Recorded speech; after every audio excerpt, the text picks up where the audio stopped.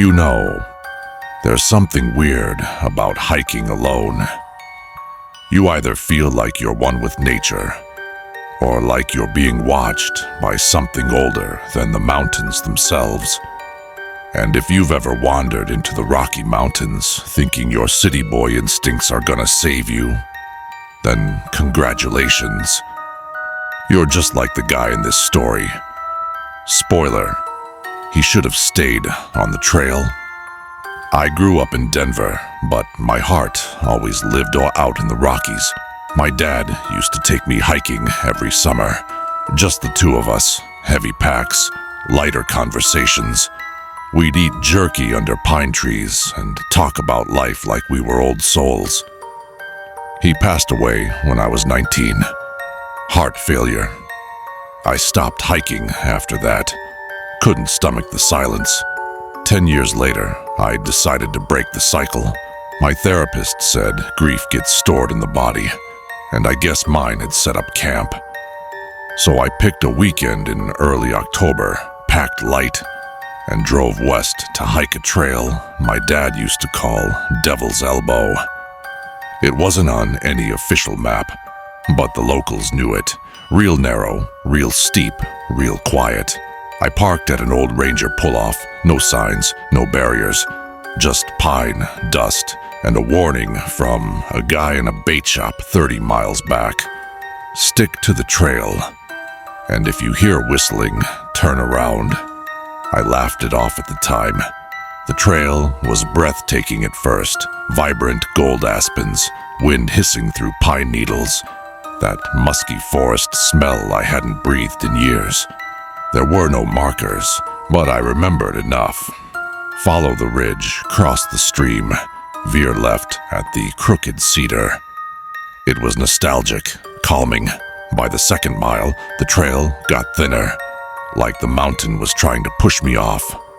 Fallen branches made it hard to tell what was trail and what was just erosion. Then I saw the first pile of rocks, 5 stones stacked neatly. My dad used to make those when we hiked together, little trail totems, but he never built them in 5s. I brushed it off. Probably another hiker, or someone trying to honor a lost loved one. Still, something about it felt wrong. Not malicious, just off.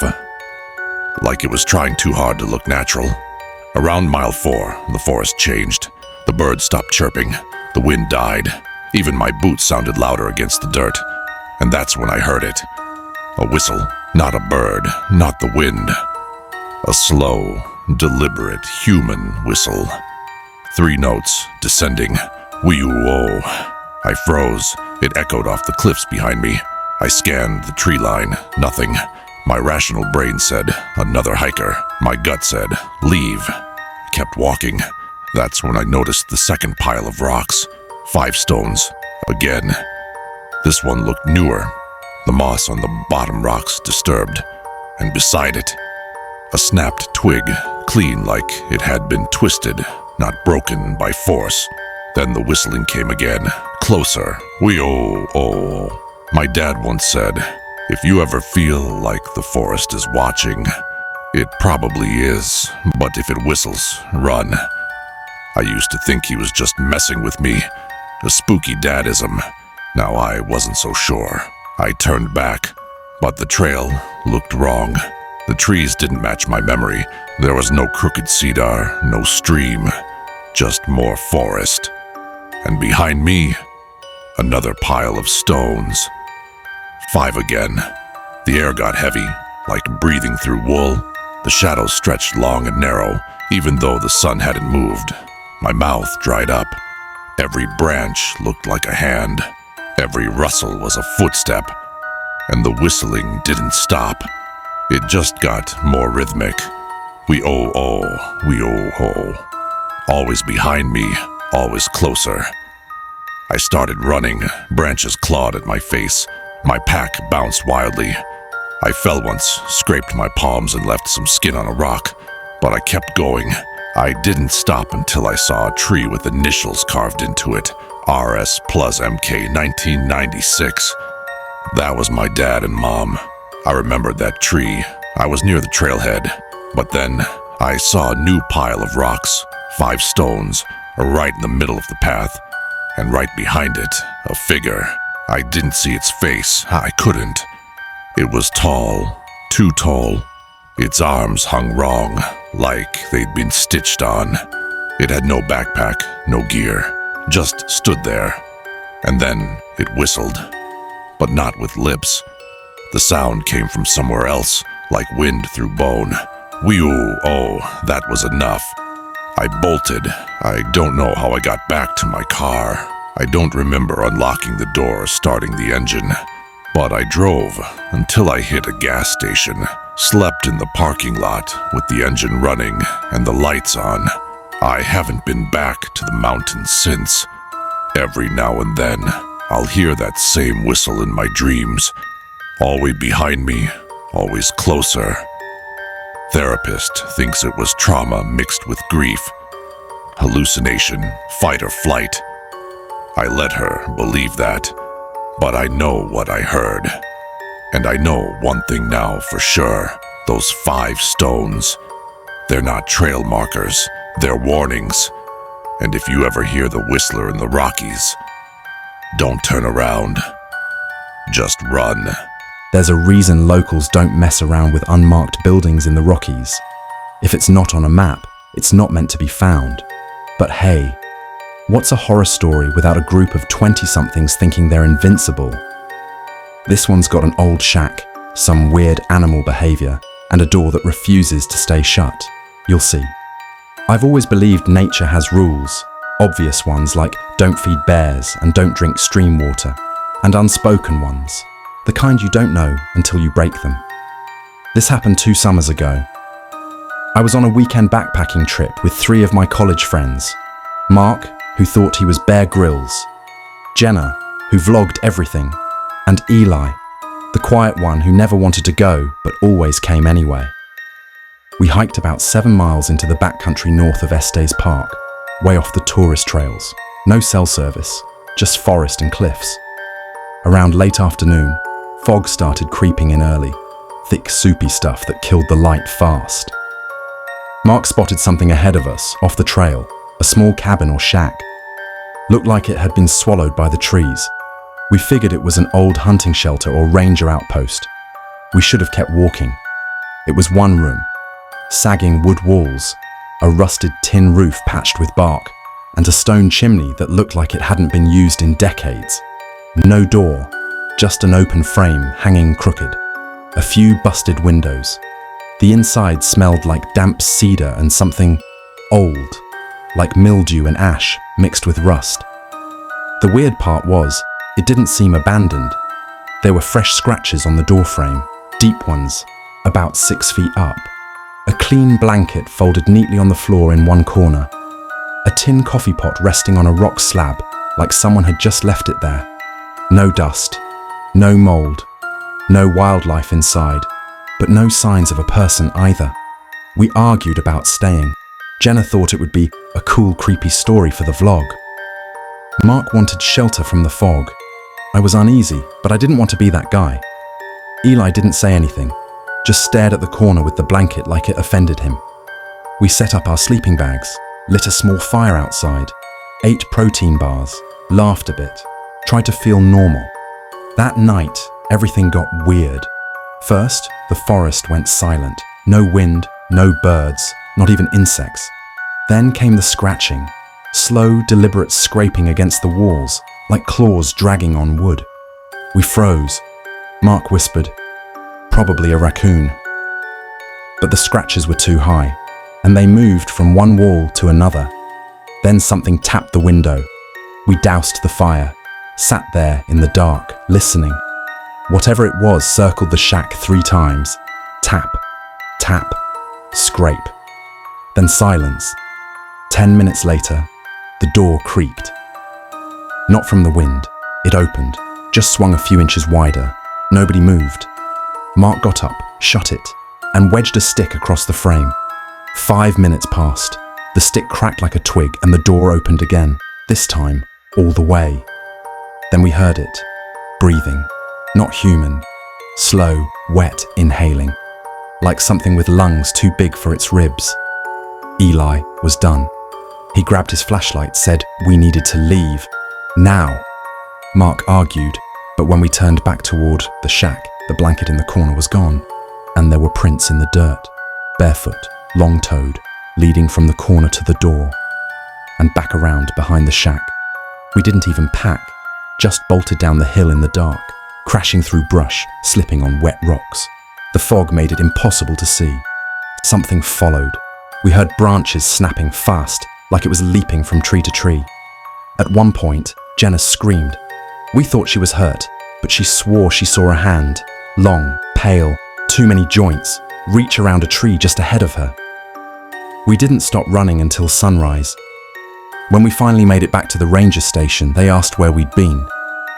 When we told them, the ranger, a grey-bearded guy with skin like leather, paused and said, "You stayed in the shack near Dyer's Pass." We nodded. He just shook his head and said, "That place doesn't stay empty long." I went back a month later. Not inside, just close enough to see it from the trees. There was no shack, just a ring of stones and a folded blanket. You ever get a warning so weird that it sticks with you all day?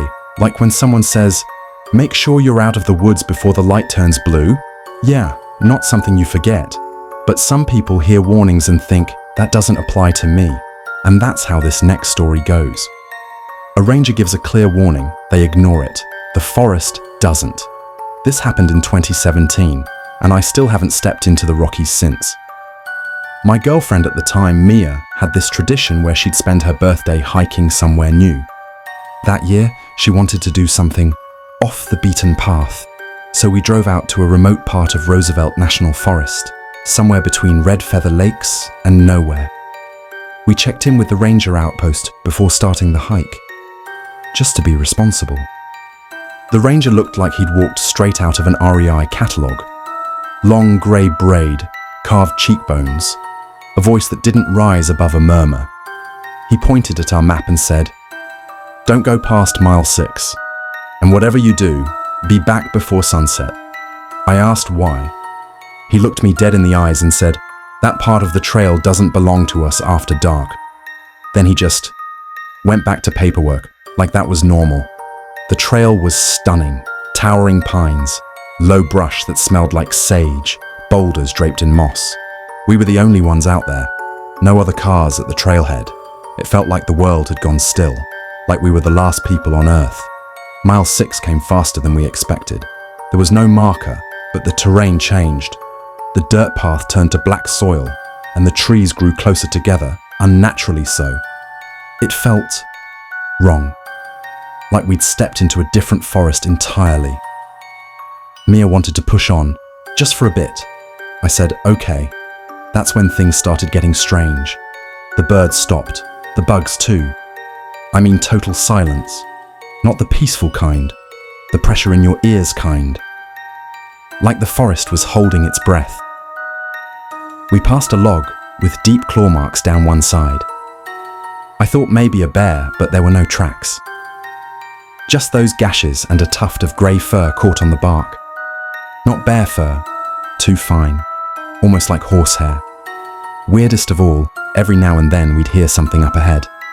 Not footsteps, more like dragging, like someone pulling a heavy burlap sack through dry leaves. Mia whispered, "Do you smell that?" It was subtle at first, metallic, like blood, then stronger, wet fur, rot, like something dead had been sitting in water for too long. And we still kept walking. Around what had to be mile 7, we found a clearing. At the center, a totem, hand-carved wooden, about 5 feet tall, with crude animal faces stacked on top of each other. Bear, coyote, something with antlers and too many teeth. It was surrounded by bones, deer maybe, or not. There were symbols burned into the bark, some kind of spiral pattern. Mia took a picture. I told her not to. She rolled her eyes. Then we heard it, a low whistling moan, not wind, something deeper, like a groan from a hollow throat. And that's when I realized the light was blue, Not dusk, not sunset. Just this cold, unnatural blue haze filtering through the trees, shadows stretching wrong. Our watches said 6:11 p.m. The sun shouldn't be down yet. Then we heard the dragging again, closer this time, and breathing, like someone gasping through a throat full of water. I grabbed Mia's hand. We turned around. The trail behind us wasn't the same. The trees were different. The terrain shifted. We were in the same place, but it didn't feel like the same world. Then we saw it. At the edge of the clearing, half hidden behind a tree, was a figure. Tall, wrong, bent backward at the hips, like its bones didn't know which way to go. Long limbs, pale skin, no eyes, just black holes, like someone had scooped them out. It didn't move, just watched. And then it smiled. Slowly. Teeth that looked more like insect mandibles than anything human. That broke me. We ran. No trail, no direction. Just away. Branches slapped our faces. Mia twisted her ankle. I half carried her for what felt like hours. We saw the same totem 2 more times. I swear the 3rd time, the coyote face was grinning. Eventually, we burst out onto the Ranger Road. Just like that. The lights snapped back to golden evening. Birds chirped again. And we were back in our world. The ranger was waiting near our car. He didn't even look surprised. He just said, "You weren't supposed to see it. That part of the forest belongs to something older." Then he walked back to the outpost. We never told anyone else. Mia deleted the photo the next day. Her phone glitched for a full hour afterward. Screen flickering, battery draining. Then it went dead for good. I don't go hiking anymore. I don't care how beautiful the Rockies are. Some places weren't meant for people. Some places are borrowed space. And if you stay too long, you might get borrowed too. So if a ranger ever tells you to leave before sunset, listen, because some forests don't forgive trespassers, and they always know how to find you again. Most people assume if you find a body in the mountains, the danger is over. But what if it's not? What if the body isn't the ending, but the beginning? This story doesn't play out like your usual missing hiker mystery. No. This one makes you ask, what's still out there? And why didn't it take us too? There's a trail above Glen Haven, Colorado that doesn't show up on any app. Locals call it Ridgeback. It's not marked, and if you ask about it at the general store, they'll just shake their heads and tell you to hike elsewhere. Which of course made my friend Owen all the more obsessed with it. He'd read some old blog post from 2009. Guy claimed to have found a lost ridge with stone ruins and no wildlife. Just dead silence. That's all Owen needed. We were both grad students in anthropology and always chasing the next weird place. I should have said no, but I didn't. We went up there in late September. Weather was perfect, sky clear, gear packed, spirits high. It was supposed to be a 2-day loop. We never made it past the first night. The entrance was exactly like the post described. An old fence gate rotted open, with moss-covered posts barely standing. Past that, the trail got narrow fast, winding between rocky outcroppings and dense pine stands. No birds, no squirrels, just the sound of our boots crunching gravel. About 3 hours in, the path opened up to a ridgeline. That's when we found the body. It was sprawled on its side next to a patch of dry moss. Male, mid-40s maybe, backpack still on. His legs were twisted like he'd fallen hard, but there was no blood, no trauma, no bugs, not even a smell. And here's the thing that still makes my stomach turn. He was still warm. Owen checked for a pulse. Nothing. The guy was definitely dead, but no rigor mortis. His skin wasn't stiff, eyes half open, cloudy, but fresh. We tried calling 911, no service, not even a bar. We marked the location and decided to head back the way we came.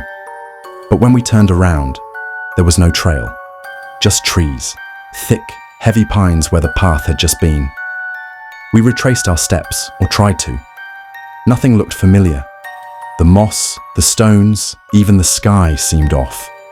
The blue had turned to this washed-out grey, like an old photograph left in the sun too long. We hiked in circles for hours, came back to the ridge 3 separate times. Each time, the body had moved. First, it was lying on its back. Second time, it was facing us. Third time, it was sitting upright, mouth slightly open like it wanted to speak. Owen snapped, threw a rock at it, screamed, "What do you want?" That's when the body exhaled. Not a breath. A sigh. And the forest answered. The wind picked up instantly, trees shivered, and we heard something low, mimicking Owen's voice. Not exactly, but enough, like a recording played backwards underwater. "What do you want?" It echoed through the trees. We ran, blind panic. Owen dropped his pack. I screamed at him to follow me. We didn't care about trails anymore. We just ran downhill. And then I saw another body, face down in the brush, then another, hung up in the crook of a tree, limp like a marionette.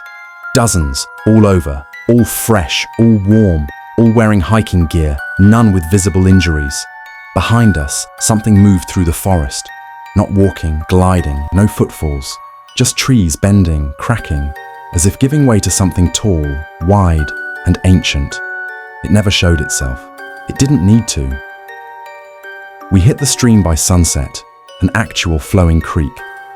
I've never been so relieved. Water meant orientation. Water meant out. By dawn, we found a real trail again, with signs, with hikers. We reported everything.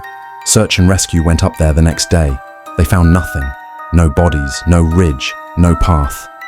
I don't know what lives out there, if it even lives at all, but I know it doesn't kill with claws or teeth. It waits.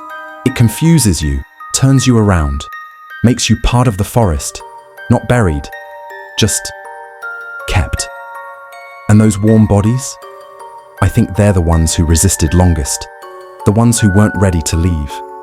If you ever find a trail that isn't on the map, and it feels older than the trees around it, turn around, because not everything in the Rockies wants you dead. Some things just want you lost forever.